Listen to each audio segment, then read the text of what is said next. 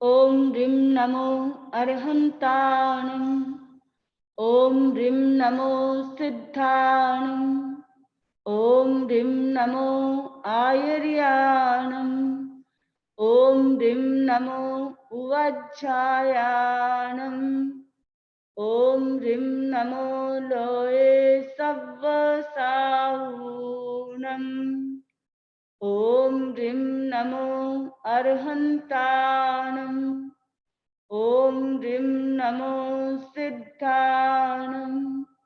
ॐ ह्रीं नमो आयर्याणम्।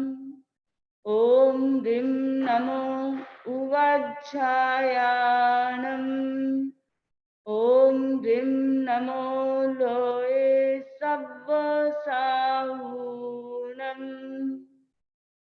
ॐ ह्रीं नमो अर्हन्ताणम्। ॐ ह्रीं नमो सिद्धाणम्। ॐ ह्रीं नमो आयर्याणम्। ॐ ह्रीं नमो उवज्झायाणम्। ॐ ह्रीं नमो लोये सव्वसाहूणम्।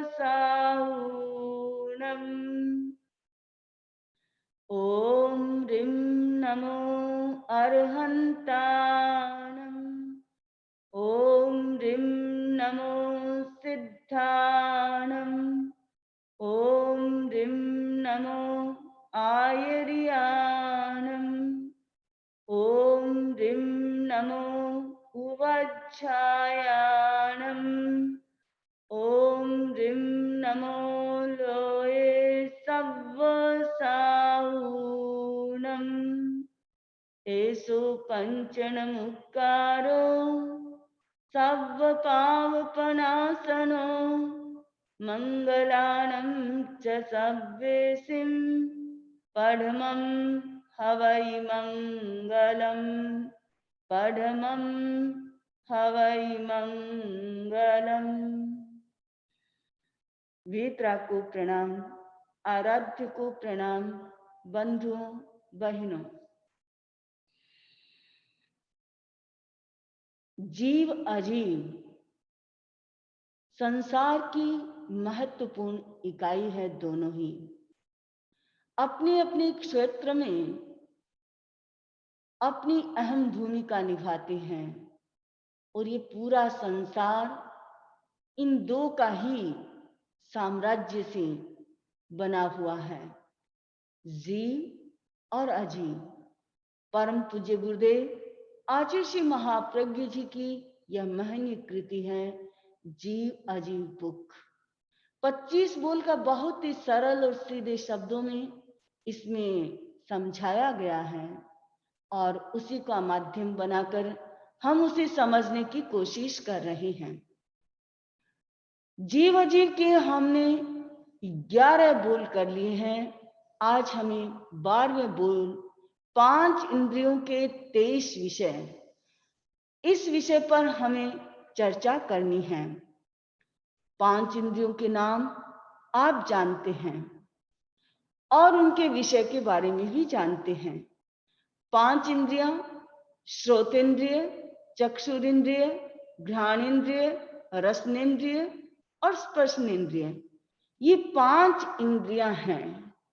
इन 5 इंद्रियों के 23 विषय हैं। अगर हम चिंतन करें तो 5 इंद्रियों की सबके अपने अलग अलग विषय हैं।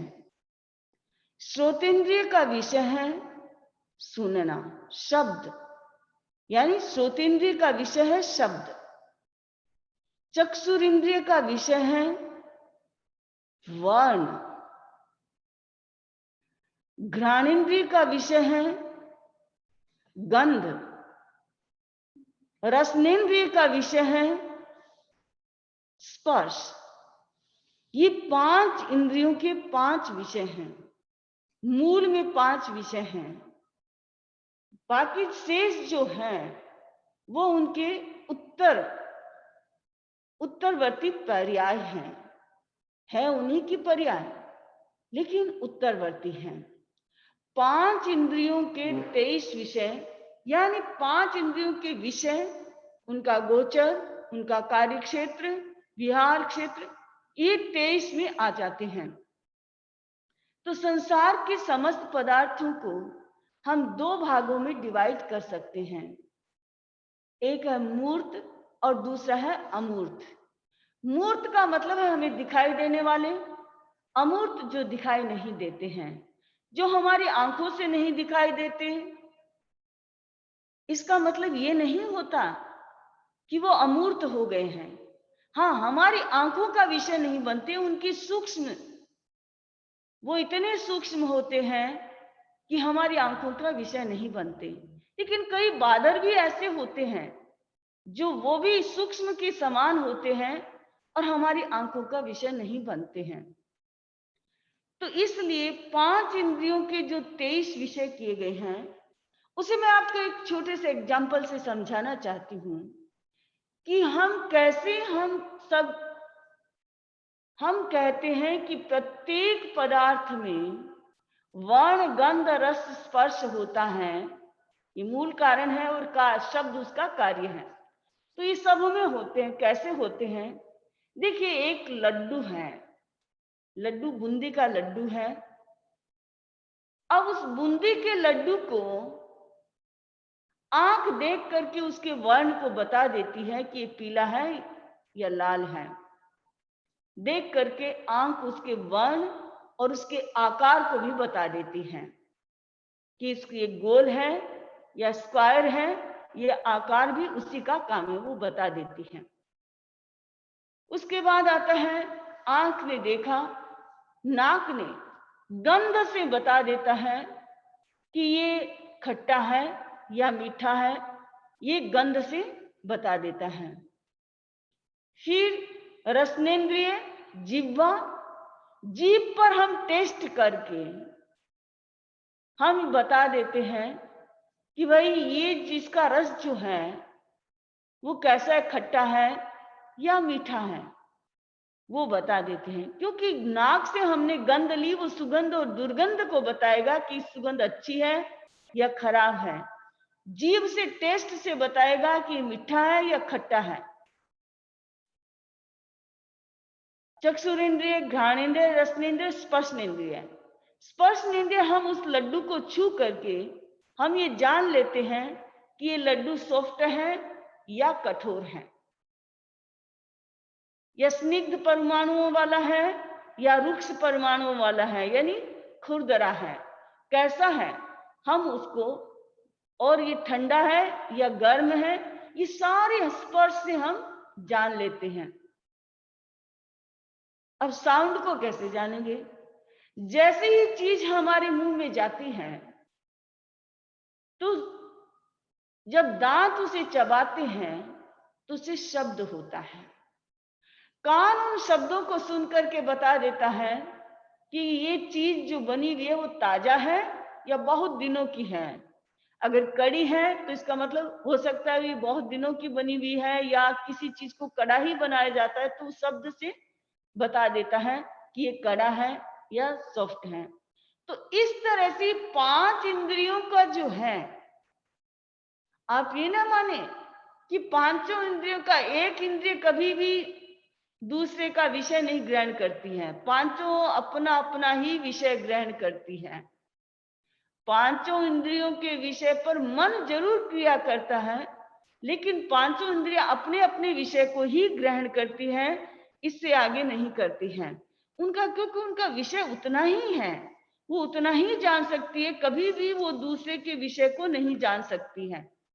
तो इस तरह से जो स्पर्श, रस, गंध, ये 4 जो है वो पौद्गलिक द्रव्य के गुण हैं और शब्द जो है उसका कार्य है। याद रखें, द्रव्य पौद्गलिक जो द्रव्य है उसके वर्ण, गंध, रस और स्पर्श, ये 4 तो उसके गुण हैं और शब्द उसका कार्य है। तो इंद्रियां चाहे कितनी भी चतुर क्यों न हो, लेकिन वह अपने विषय के अतिरिक्त किसी दूसरे विषय को ग्रहण नहीं करती हैं।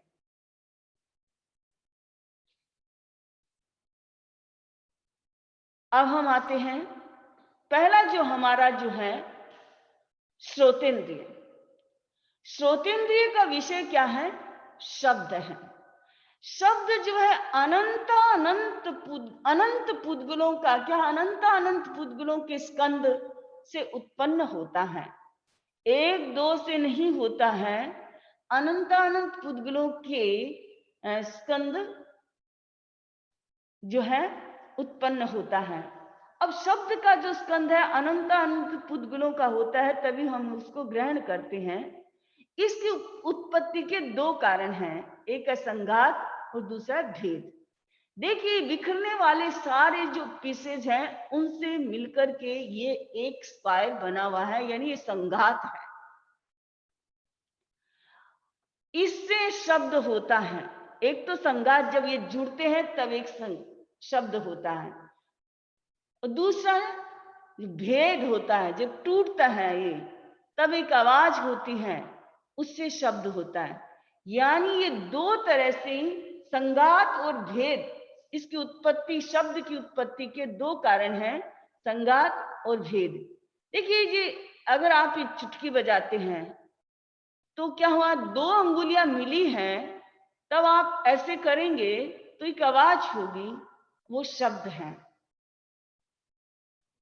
शिव ने डमरू बजाया, कहते हैं उससे शब्दों की उत्पत्ति हो गई। डमरू बजेगा तो शब्द होगा। तो यही है कि जीव जब के द्वारा जो बोला जाता है उसे शब्द कहा जाता है। शब्द तीन तरह के होते हैं।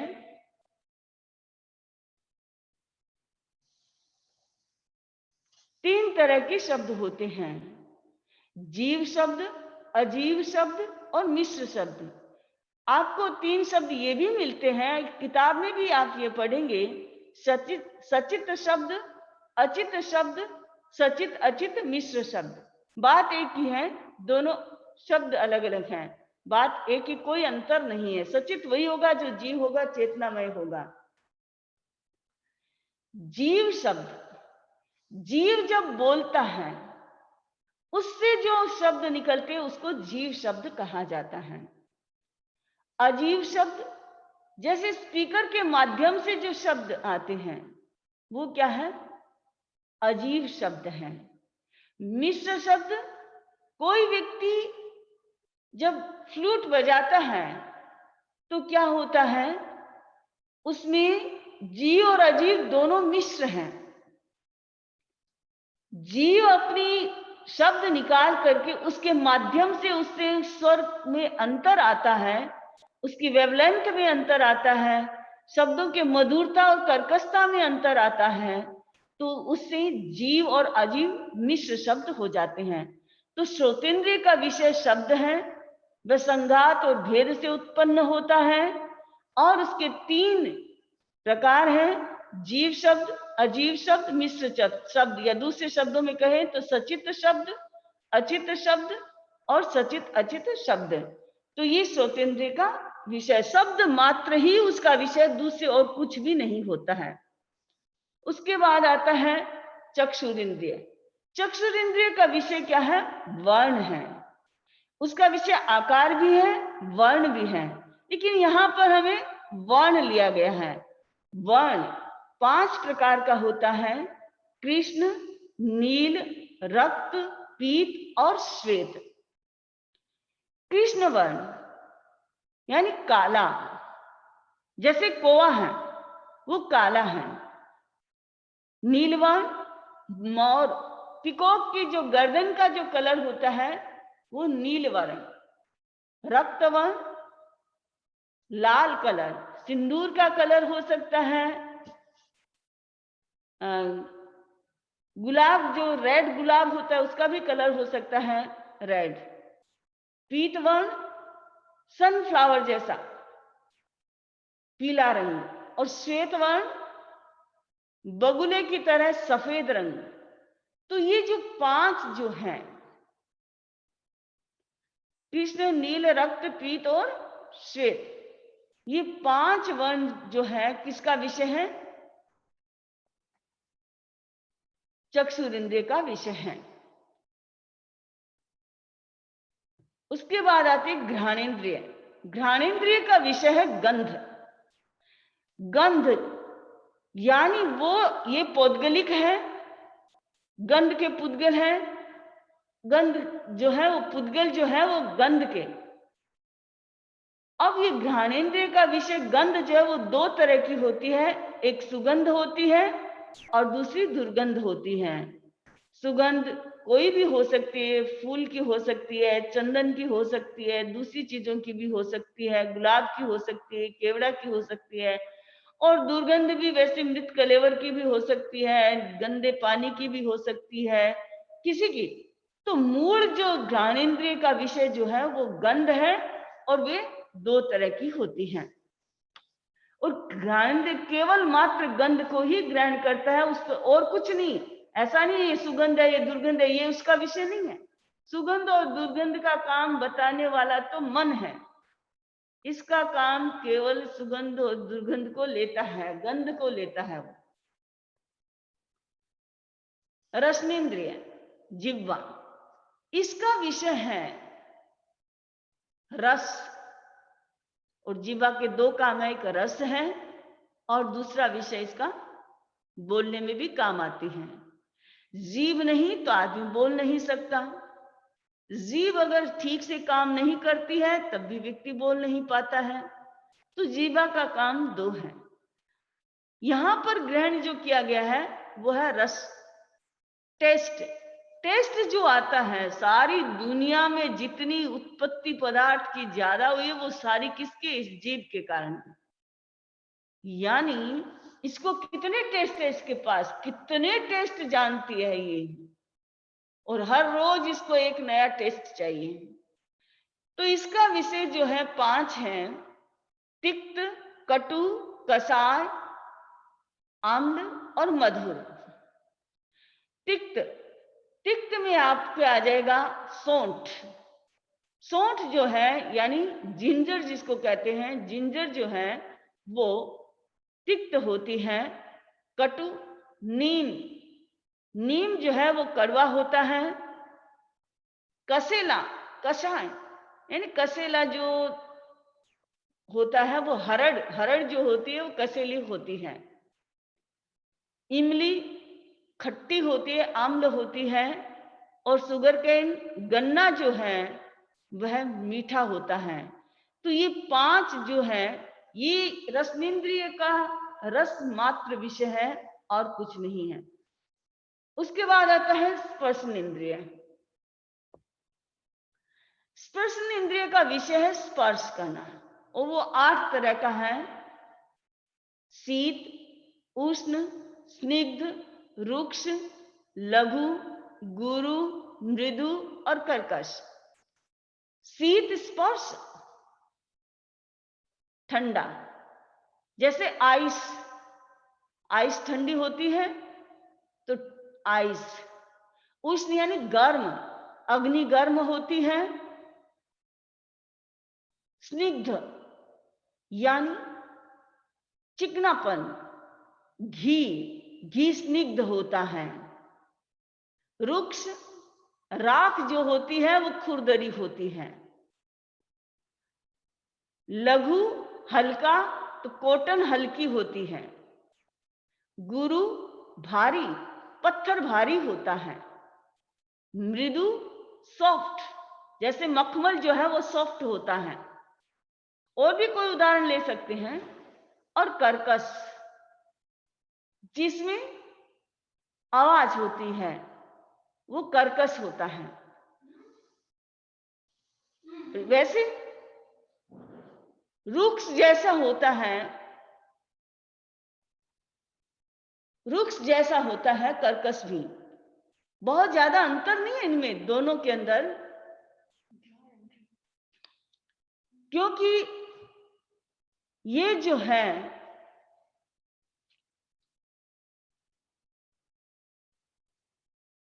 ये सूखा होता है, ड्राई होता है, तो वो कर्कश बन जाता है। अब यहां पर हमको ये जानना है, ये 8 जो स्पर्श है, इन 8 स्पर्शों में अगर हम देखें तो जो प्रारंभ के जो 4 स्पर्श हैं वो मूल स्पर्श हैं। शीत, उष्ण, स्निग्ध, रुक्ष, और शेष जो 4 स्पर्श जो हैं वो संयोग से बने हुए हैं। व्यवहार दृष्टि से पदार्थ जो होता है 4 तरह से होता है।